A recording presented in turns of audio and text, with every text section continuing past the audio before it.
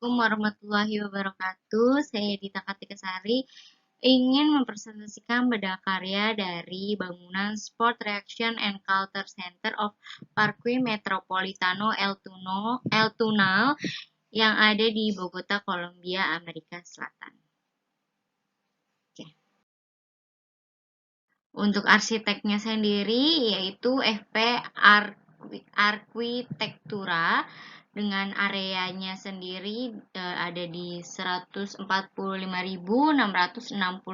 meter persegi, dibangun pada tahun 2019, dan untuk beberapa arsiteknya bagian lain-lainnya mungkin bisa dibaca di pada halaman ini. Jadi seperti struktural desainnya itu dibikin Wilmar Veles, terus untuk mechanical desainnya itu dari SES Solutions Sustainables.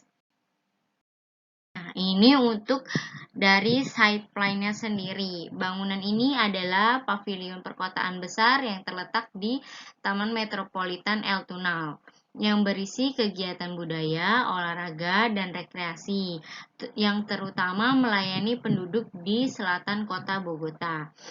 Nah, untuk wilayahnya sendiri ini memang sepertinya menjadi taman kota bagi warga yang berada di Bogota, Kolombia, Amerika Selatan.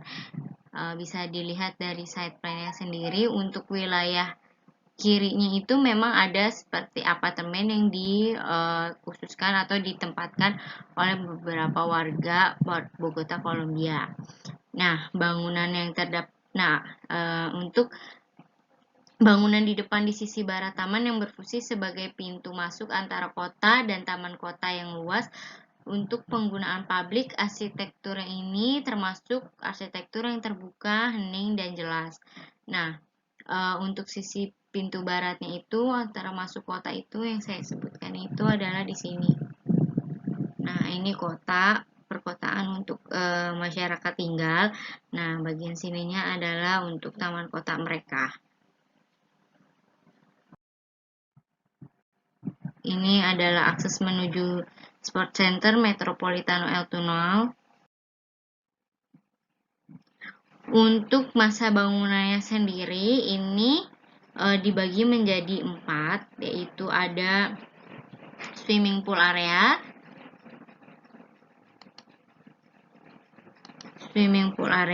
terus ada gym dan fitness ada di sini.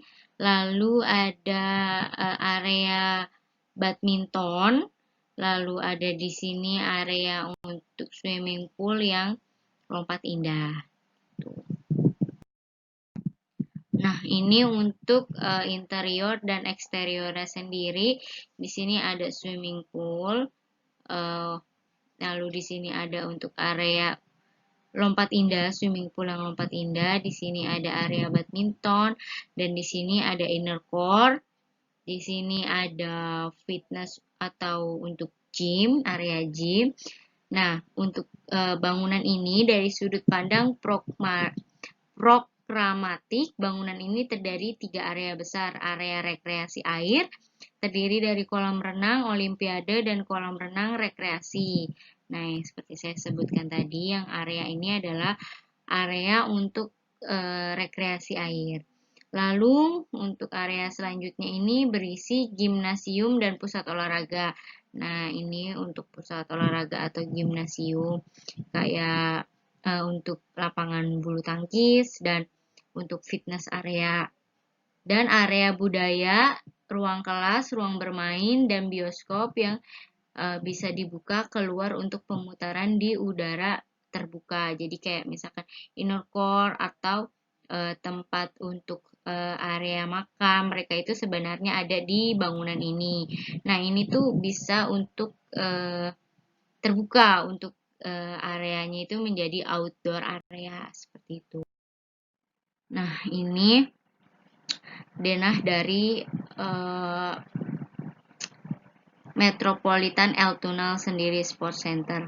Nah, yang tadi saya sebutkan ini ada area untuk kolam renang, kolam rekreasi atau kolam olimpiade. Nah, ini ada inner core yang memisahkan antara ruang satu dan ruang lainnya sesuai dengan fungsinya masing-masing.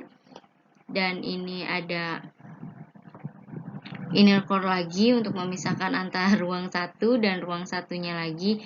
Nah, ini yang tadi disebutkan untuk area terbukanya itu ada area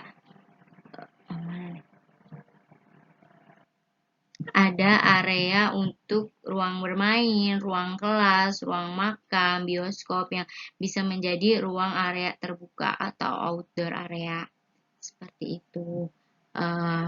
Lalu komposisi dari ruang dan elemen konstruksi dari proyek ini disusun menggunakan bingkai yang ketat berukuran 9,6 kali 9 meter. Dengan demikian, bangunan tersebut muncul dari modulasi yang ketat, pengulangan sekuensial dari kisi-kisi struktural dari tatanan tektonik dari komponen utamanya yang tidak hanya memungkinkan cahaya besar dari atap dipecahkan tetapi juga perakitan cepat dari petukangan metalik yang pendek. Nah, jadi ini tuh bagian lantai 1. Nah, ini void dan ini void, ini juga void, inner core pasti ada voidnya. Untuk lantai selanjutnya pun ini void, lalu di sini yang ruang terbuka out. Nah, ini untuk yang tadi disebutkan bahwa ini atapnya itu dipecahkan, atapnya itu tidak hanya memungkinkan cahaya yang besar itu untuk masuk, tapi dipecahkan juga perakitannya cepat dari petukangan metalik dan pendek. Ini atapnya seperti ini. Jadi cahayanya itu nanti akan dipecahkan oleh bentuk atap yang mereka bangun, mereka desain. Nah, ini untuk potongannya sendiri. Nah, di sini juga bangunan ini memanfaatkan sumber daya alam sekitar, yaitu tidak menebang pohon yang ada di taman-taman dan memasukkannya ke dalam teras cahaya alami, masuk melalui fasad kaca yang mengelilingi bangunan tersebut. Tanah dari penggalian kolam digunakan kembali untuk membentuk lereng dan taman perimeter pada area sekeliling bangunan. Nah, ini contohnya. Jadi, pohon-pohon yang ada di sekitar bangunan ini itu tidak ditebang, melainkan mereka yang seperti tadi dibilang dibuat menjadi inner core. Nah, jadi pohon-pohon ini itu tetap dilindungi untuk digunakan juga sebagai pembatas antara ruang per ruang. Nah, di sini kan ada kemiringan. Nah, kemiringan ini memang sengaja dibuat dari sisa-sisa atau bekas galian kolam yang mengelilingi bangunan ini untuk menjadi taman-taman yang cantik untuk bangunan ini. Jadi lebih terlihat sejuk dan memang alami, dan udaranya pun, sirkulasi udaranya pun pasti akan baik, pencahayaannya pun baik, seperti itu. Kasih saya mungkin kalau ada kurang saya memohon maaf. Kurang lebihnya saya ucapkan terima kasih. Wassalamualaikum warahmatullahi wabarakatuh. Sekian dari